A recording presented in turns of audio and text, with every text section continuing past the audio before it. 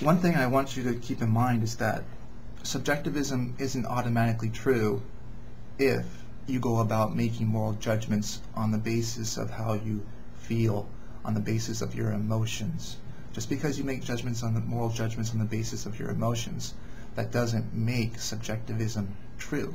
Because remember, we're not talking about how people go about making moral judgments. We're not talking about whether the majority of the culture believes something or anything like that. We're talking about moral rightness. We're trying to figure out what that thing is.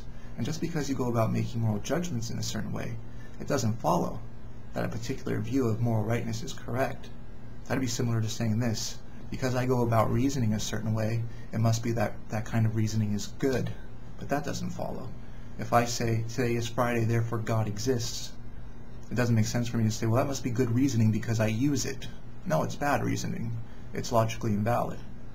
So just because we go about making moral judgments in a certain way, that doesn't make subjectivism true.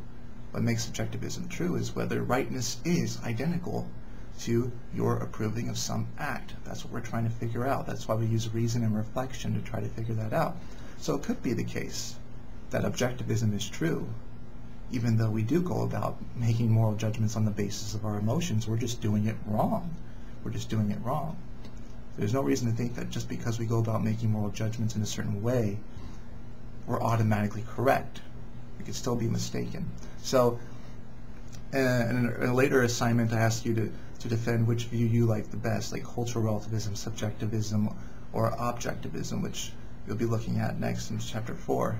And I don't want to see you arguing in this way. Well, subjectivism must be true because I make moral judgments on the basis of my emotions.